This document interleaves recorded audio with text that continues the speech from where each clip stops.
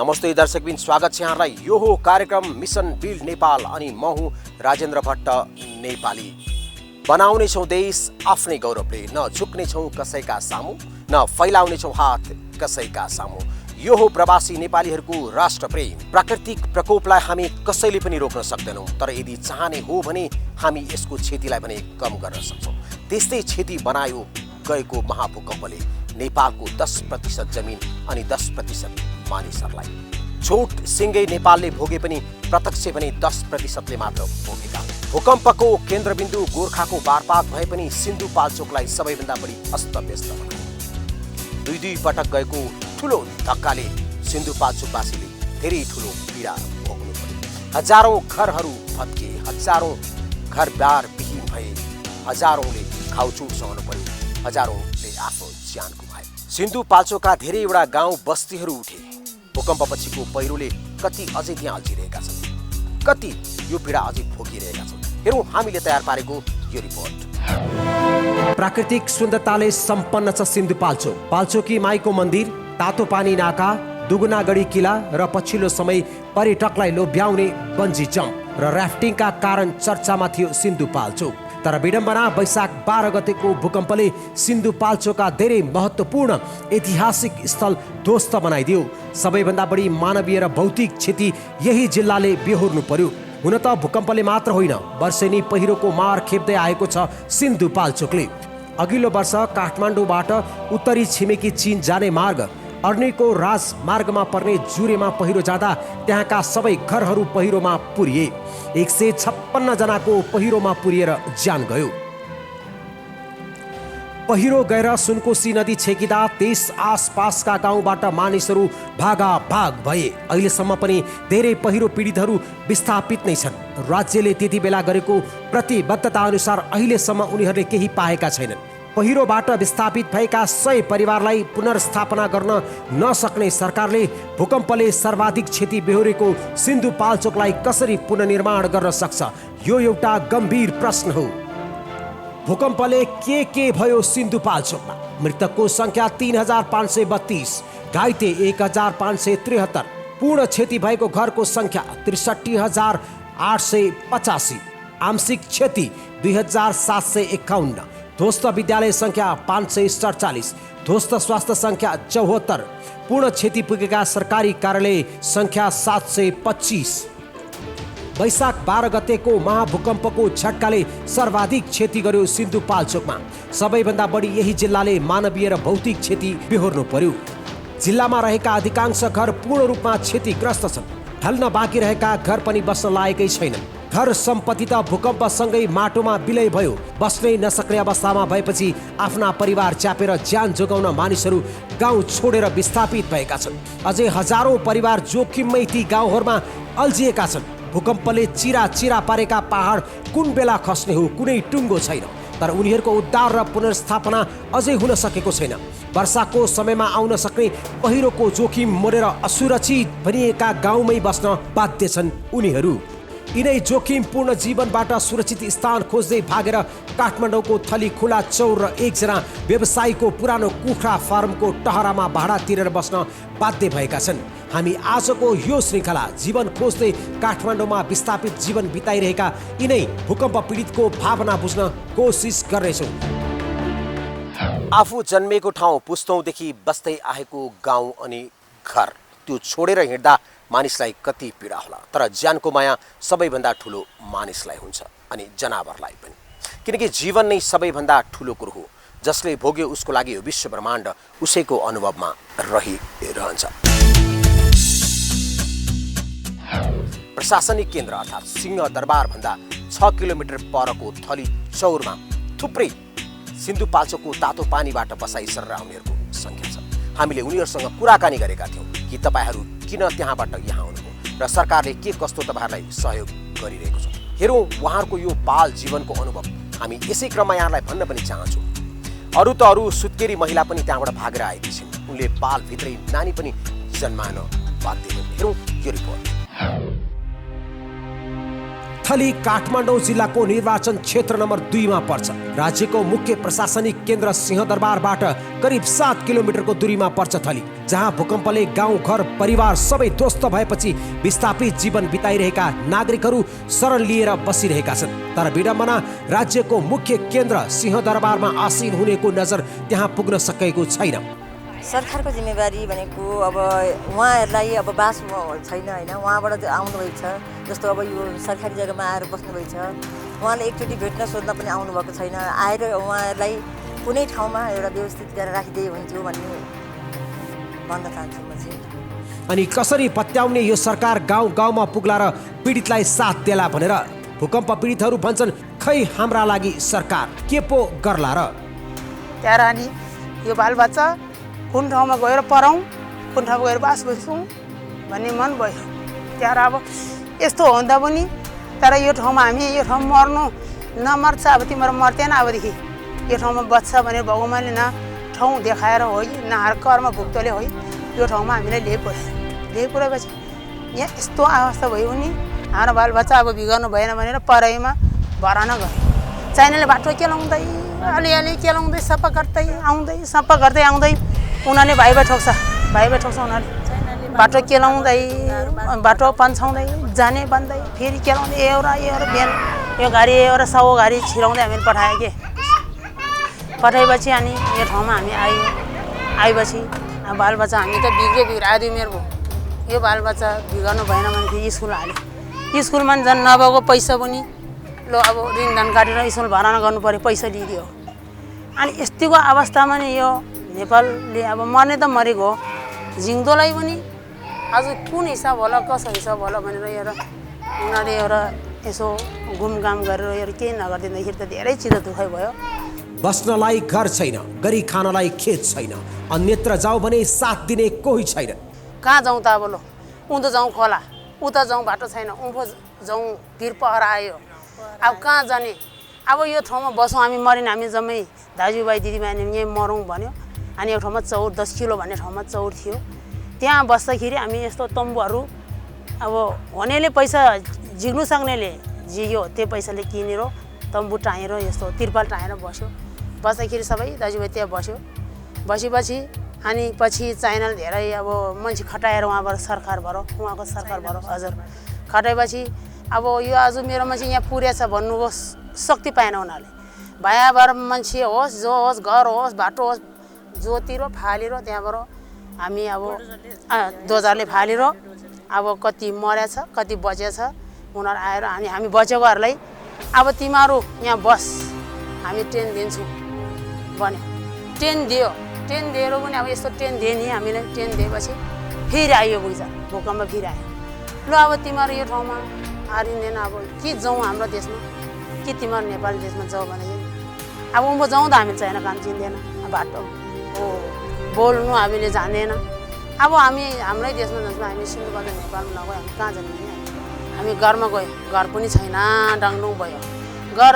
तर घर पनि अब हामी यसो छापी बनाएर बस्थ्यो होला। फेरि जग्गा जिमी कमाइ खनेको जग्गा जिमी एकदम चिरा फारा फुटफाट भएर अनि त्यसो हुनाले गर्दा हाम्रो मन धेरै नै रुइबास भइए। जनताले तिरेको कर खाएर मोटाएकाहरूको नजर परेको छैन। शरण लिएर बसेको ठाउँमा पनि आनन्दले बस्न पाएका छैनन्। शरण लिएर बसेको स्कुलको जग्गामा पनि विद्यालयले पटक पटक छोडेर जान भनेपछि उनीहरू चिन्तामा छन्, अब कहाँ जाने। धन्न थलीका आमा समूहको साथ पाएका छन् र अहिलेसम्म चौरमै भए पनि टाउको लुकाउने बन्दोबस्त भएको छ। हजुर हामीले अब आफूसँग त हामीसँग त केही नै थिएन होइन। उहाँहरूलाई चाहिँ अब यहाँ आएर बस्नुभयो। पहिला एकजना काजी भाइलाई हामीले चाहिँ उहाँको गाउँमा ध्वस्त छ, हाम्रो गाउँमा कोही पुगेको छैन, हामीलाई केही तपाईँहरू सहयोग गर्न सक्नुहुन्छ महिला समूहहरूले भन्नुभयो। उहाँलाई हामीले चिनेको नाताले ठिकै छ भाइ, हामी कोही मार्फत हामी सक्छौँ कि यो कुरा राखिदिन्छौँ भने एकजना बहिनी भेट्यौँ हामीले। बहिनी उहाँको गाउँमा त यस्तो छ अरे, पहिरो गइरहेछ, उहाँहरूलाई अब यस्तो बिचल्लीमा हुनुहुन्छ कि उहाँलाई के गर्न सकिन्छ भन्दाखेरि ठिक छ उहाँलाई बोलाउनुहोस् भन्नुभयो। उहाँलाई लगेर भेटाइदियौँ। उहाँलाई रात पठाउनको लागि बोलायौँ। उहाँलाई व्यक्ति पठाइदियौँ। पठाएपछि सँगसँगै अब हाम्रो गाउँमा त बस्न सक्नु भएन, उहाँहरूको 2-4जना घर लिएर आएर यहाँ राख्नुभयो। उहाँहरूलाई हामीले हेरेको भएर अनि पछि घर थपिँदै आएर चाहिँ उहाँहरू मर्नुभएको हो। म भूकम्प आएकोदेखि म यतिकै छु, किनभने यहाँ धेरै हाम्रो यहाँको स्थानीय भनौँ न दिदीबहिनीहरू सबै अब बुजुर्गहरू यहाँ बस्नुभएको थियो। उहाँहरूको लागि अब पानी खान होइन पानी देख्न जान सक्नुभएको थिएन, कोठा बस्नेहरूलाई घर भत्किराखेको थियो। त्यो अवस्थामा पनि सुत्केरीहरू बाहिर थिए। त्यो आफू दिदीबहिनी मिलेर हामीले कसरी हुन्छ के गरेर हुन्छ उहाँहरूलाई अब पानीको जार किनेर अब एक ठाउँ त पालमनी राखेर त्यो त्यहाँदेखि सुरु गऱ्यौँ हामीले यो सेवा गर्नलाई। अनि अब त्यस्तै केसाङ बहिनीलाई भेट भयो, हाम्रै अब सदस्य हो उहाँ। बहिनी अब यस्तो छ अवस्था, यहाँ के गरौँ हामीले भन्दाखेरि अब हामी आफू मिलेरै नि 2-4वटा पाल चौकीमा गएर झिकाएर पालमनी राखौँ। भूकम्प पीडितहरूको थली स्थित शिविरमा मिसन बिल नेपालको टोली पुग्दा अस्थायी टहरामा एक सुत्केरी महिला भेटिन्। सिन्धुपाल्चोक लिस्ती गाविस वडा नम्बर 9मा भूकम्पले सबै घर भत्काइदिएपछि त्यहाँका मानिसहरू ज्यान जोगाउन गाउँ छोडेर काठमाडौँ पसेका छन्। यस्तै मध्येकी एक महिला हुन् उनी, जसले अस्थायी टहरमै बच्चा जन्माइन्। महिलाका लागि सबैभन्दा जोखिमपूर्ण मानिन्छ गर्भवती अवस्था। अझ त्यसमाथि बच्चा पाउने अन्तिम समय त सबैभन्दा धेरै स्याहार सुसार र हेरचाह आवश्यक पर्छ। तर विडम्बना भूकम्पले तहस नहस मचाएपछि स्याहार सुसार त परको कुरा, नजन्मिएको आफ्नो सन्तान र आफ्नो ज्यान जोगाउन वीर पाखा लड्दै दौडिनु पर्यो। जो आफू र आफ्नो गर्भमा रहेको बच्चाको ज्यान जोगाउन 2 जीवको ज्यान लिएर काठमाडौँ पसिन्। गाउँमा बसी नसक्नु भएपछि ज्यान जोगाउन उनी काठमाडौँ आइपुगेको बताउँछिन्। अब माथि बस्यो, गाह्रो भयो भने अस्पताल नजिक छैन, मर्छ भनेर यतै आयो। गाउँमा बसिसक्नु छैन? बसिसक्नै छैन। गाउँमा तपाईँहरूलाई कोही आएन सहयोग गर्न? कोही आयो, एउटा 2टा तिर्पाल दियो, त्यति हो। अनि चामलहरू एक बोरा दियो। अनि तपाईँहरूलाई कसैले पनि यो ठाउँ अलिकति डर लाग्दो भयो, भूकम्पले चाहिँ पहाडहरू फुटेका छन्, त्यहाँ बस्नुहुन्न, हामीले भनेको ठाउँमा जाउँ भन्न आयो कि आएन? आएन हजुर, कोही पनि आएन। यसरी जाउँ भनेर कोही आएन। राति नै डरले तिर्पाल मुनि लुकेर बस्यो दिनरात। पहिरो आएकै ठुल्ठुलो ढुङ्गा आउँछ, पहिरो आएकै अनि अब मार्छ भनेर यहाँ अस्पताल पनि नजिक, मागेर भयो नि खान्छु भनेर आएको। एउटी महिलाको यस्तो पीडाले कसको पो मन नछोला र? उनी जस्तै अरू पीडितहरूका लागि केही सहायता गर्न पुगेकाहरूले मन थाम्न सकेनन्। कसैले तातो पानी राख्ने थर्मस किनिदिए, कसैले बच्चाका लागि कपडा किनिदिए, कसैले उनका लागि औषधि उपचार गरिदिए। जतिले त्यो अवस्थालाई देखे सबको मन भावुक भयो। न त जनताप्रति उत्तरदायी हुनुपर्ने सरकार नै त्यहाँ थियो, न त पीडितका नाममा संसारभर करोडौँ उठाउनेहरू नै त्यहाँ थिए। यस्तो छ अवस्था। राज्यले जति ठुलो कुरा सिंहदरबारमा बसेर गरे पनि वास्तविक पीडितहरू अझै पनि पीडामाथि पीडा भोग्न बाध्य भएका छन्। एउटी गर्भवती महिला आफ्नो लोग्ने अनि एउटा पहिलो बच्चा र पेटमा बच्चा लिएर आफ्नो प्राणभन्दा पनि प्यारो गाउँलाई छोडेर यो विरानो ठाउँमा, त्यो पनि चौरको बिचमा टेन्टको सहारामा बस्न बाध्य हुन्छ।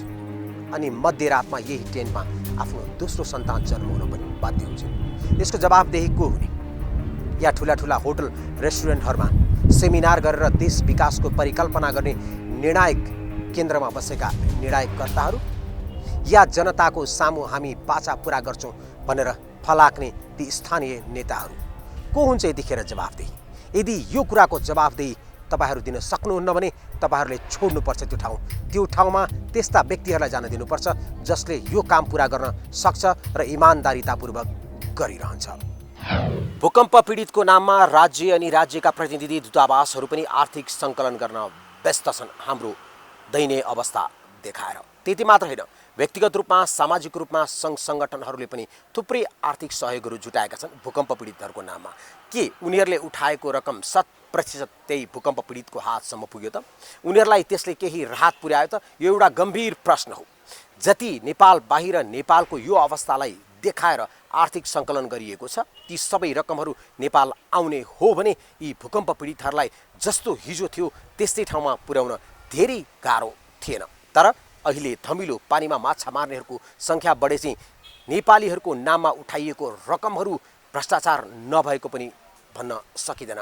हामी खोज्नेछौँ, हामी सोध्नेछौँ। यो हो कार्यक्रम मिसन बिल्ड नेपाल। हामी अझै केन्द्रित छौँ यही मिसन बिल्ड नेपालको माध्यमबाट नेपाल र नेपालीको नाममा उठाइएका रकमहरू कति कहाँ कसरी पुगे भन्ने बारेमा हामी खोज्नेछौँ तपाईँहरूसँग, हामी सोध्नेछौँ तपाईँहरूसँग। तपाईँहरूको कर्तव्य हो तपाईँले उठाउनु भएको रकम त्यो ठाउँमा पुग्यो कि पुगेन हामीलाई पनि भन्ने। सम्पूर्ण नेपाली दाजुभाइ दिदीबहिनीहरू, मलाई थाहा छ व्यक्तिगत रूपमा र विभिन्न सामाजिक सङ्घ संस्थाहरूले नेपाल हाम्रो देश विपत्तिमा परेको अवस्थामा तपाईहरू आर्थिक सङ्कलन गरिराख्नु भएको छ। त्यो आर्थिक सङ्कलन तपाईँ आफै गएर नेपालमा केही गर्न खोज्नुभयो, केही गर्नुभयो भनेदेखि त्यसको परिणाम नगण्य हुन सक्छ। त्यसैले म यहाँहरू सबैलाई के अनुरोध गर्न चाहन्छु भने हामी सबै मिलेर एकबद्ध भएर काम गरौँ, नेपालमा केही गरौँ। त्यो सङ्कलन गरेको अर्थले त्यसको परिणाम धेरै ठुलो हुनेछ, धेरै विशाल हुनेछ, त्यो देखिने हुनेछ, त्यो इम्प्याक्टेबल हुनेछ। त्यसबाट हामी गर्व गर्नेछौँ र हामी चाहिँ हाम्रो देश विपत्तिमा परेको देशलाई केही सहयोग गर्न सकेर हामी धेरै गर्व गर्नेछौँ। हाम्रो देशले हामीबाट ठुलो आशा लिएको छ, त्यो आशा हामीले केही मात्रामा पुरा गर्न सक्नेछौँ। हामी नेपाली, हाम्रो नेपाल। समृद्ध नेपालको लागि ANRN का साथ गोर्खा च्यानल। दर्शकबिन यहाँहरू हेरिरहनु भएको छ मिसन बिल्ड नेपाल, म राजेन्द्र भट्ट नेपालीका साथ। हामी निरन्तर छौँ यही खबरभित्र। सिन्धुपाल्चोकको लिस्ती भूकम्पले तहस नहस पारेपछि त्यहाँका मानिसहरू बास खोज्दै थली आइपुगेका छन्। अस्थायी टहरामा सामूहिक रूपमा बस्दै आएका उनीहरूका कथा हृदय विदारक छ। शिविरमा भेटिएका प्रत्येकको आफ्ना आफ्नै कथा छ। कसैले परिवारका सदस्य गुमाएका छन्, कसैले घर र आफ्नो आफन्त सम्पत्ति गुमाउनेहरूको अरू छुट्टै व्यथा छ।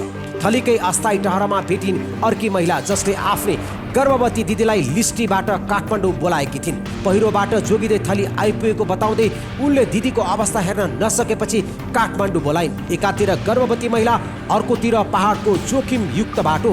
बहिनीले बोलाएपछि गर्भवती दिदी जोखिम मोलेरै काठमाडौँ आइपुगिन्। दिदीले अस्थायी शिविरमा बच्चा जन्माएपछि उनी निकै भावुक भइन्।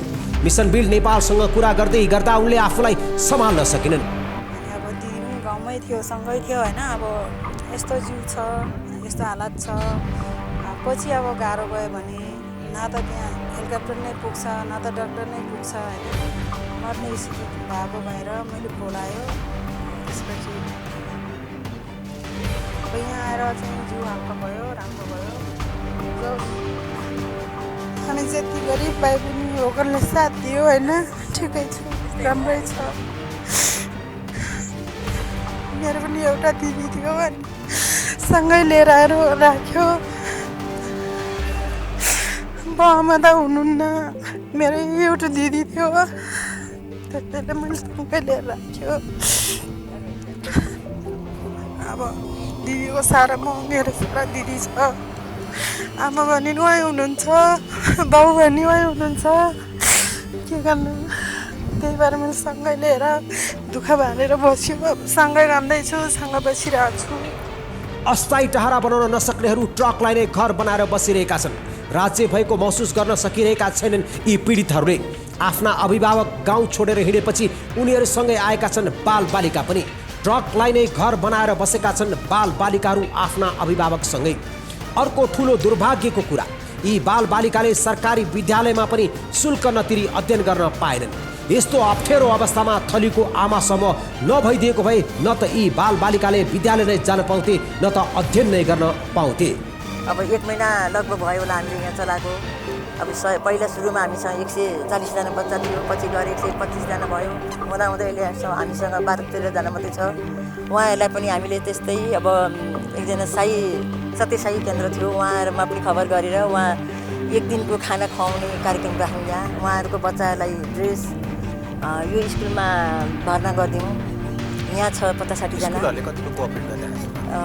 हजुर छैन त्यसमा, छैन हजुर, त्यो छैन, केही छैन। तिरेरै छ हामीसँग, बिलै हो, तलको ट्रेनमा बिलै छ हजुर, तिरेरै हो। 60,000 बुझाएको छ, बच्चा लगेर त्यहाँ बुझाएको भर्ना सरकारी स्कुलमा पनि हजुर 60,000 बिल तिरेको बिलै छ। यो हो कार्यक्रम मिसन बिल्ड नेपाल। यहाँहरूले हेरिरहनु भएको छ, यो अहिले नेपालमै केन्द्रित छ र यो मिसन बिल्ड नेपालमै केन्द्रित रही पनि रहनेछ र खोज्नेछ कि नेपाल र नेपालीको नाममा उठाइएका रकमहरू कहाँ गए, कसरी खर्च भए, कतिको पारदर्शिता छ। हजुर त्यो छैन, केही छैन। तिरेरै छ, हामीसँग बिलै हो, तलको ट्रेनमा बिलै छ। हजुर तिरेरै हो, 60,000 बुझाएको छ। बच्चा लगेर त्यहाँ बुझाएको सरकारी स्कुलमा पनि हजुर 60,000 बिल तिरेको बिलै छ। भविष्यका कर्णधार मानिने यी कलिला बाल बालिकाहरू केवल 10% नेपाललाई असर पारेको भूकम्पले यो अवस्थामा पुर्यायो भने यी बाल बालिकाहरूले नेपाल सरकार र राज्यको उपस्थितिलाई कसरी लिएलान्? किन यो ट्रकमा बसेको थाहा छ? घर छैन, हामी कसरी बस्ने त? के भयो? घर भत्क्यो कसरी थाहा छ? भुइँचालोले। अनि तिमी यो काठमाडौँको यो थलीमा आएर बसेको छौ भने थाहा छ? थाहा त छ नि, यहाँ बाबा मम्मी यहीँ आउनु भएको थियो अनि हामी यहीँ आएको, गाउँमा गएको थियो। पहिला सिन्धुपाल्चोकमा तातपानीमा बस्थ्यो, त्यहाँबाट गाउँमा गयो बचाउँ भनेर। अनि अहिले यहाँ बाबा मम्मी यहाँ भएर यहीँ आउनु भएको। डर लाग्यो त्यतिखेर? डर लाग्यो, कहिले बाउ आमा भेट्दा जति भएको घरमा भूकम्प आउँदा बाबामा हुनुहुन्न थियो। यहाँ खुसी छौ? खुसी छौ? तिमीलाई यहाँ खुसी लाग्छ कि तिम्रो पहिलाकै गाउँमा? मेरो अब पहिलाको गाउँमा। यहाँ यस्तो बिजक गरी बस्नु परेछ। पहिला त घर थियो, अब घरको अवस्था राम्रोसँगै बस्थ्यो। तिमीलाई थाहा छ त्यहाँ भूकम्प गइसकेपछि कोही मान्छे आए तिमीहरूलाई सहयोग गर्न, हेल्प गर्न, रेस्क्यु गर्न अथवा केही लिएर? लिएन, त्यही अब सबै त्यही छिमेकीहरू सब एउटा चौर ठुलोमा बसिरहेको थियो, मान्छे धेरै थियो। त्यो तातपानीमा चाहिँ त्यो पहिरोको छेउमा एउटा चौर मात्र थियो कि ठुलो, अनि सबै तातपानीदेखि मान्छे 9 किलोदेखि 10 किलोमा बस्न आउँथ्यो। जस्तो भनौँ न, तिमी पढेको स्कुल पनि पुरानो भत्किसक्यो होला, यो नयाँ स्कुल पढ्दैछौ, यो स्कुल कस्तो छ? यो स्कुल अब राम्रै छ, यति भए नि पढ्नु पायो, पढ्नु नपाउने अब पढ्ने इच्छा छ? छ। ठुलो भएर के हुने इच्छा छ तिम्रो? ठुलो भएर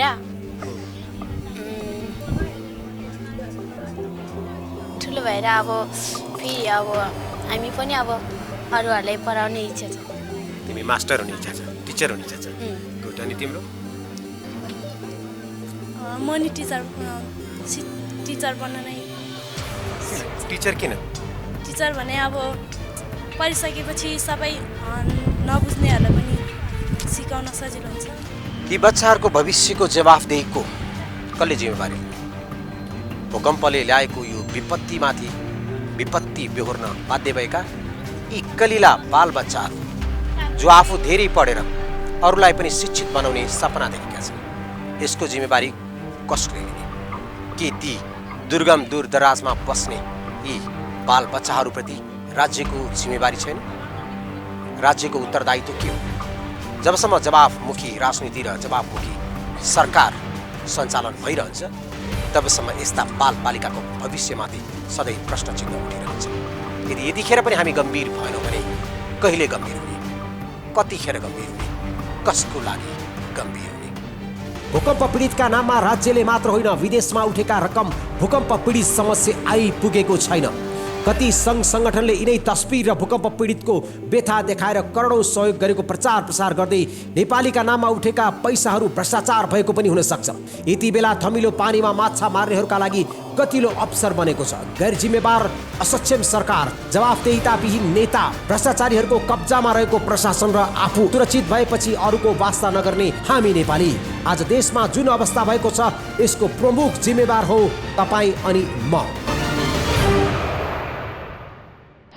हामीले बनाउनु छ आफ्नै पौरखले यो देशलाई, न झुक्नु छ कसैको सामु, न फैलाउनु छ कसैको सामु। यो हो प्रवासी नेपालीहरूको राष्ट्रप्रेम कार्यक्रम मिसन बिल्ड नेपाल। आजको लागि यति नै। फेरि यसै गरी अर्को हप्ता यस्तै गतिविधिहरू लिएर आउने नै छौँ। त्यति दिनसम्मको लागि म लगायत मेरो सम्पूर्ण टिमलाई बिदा दिनुहोस्।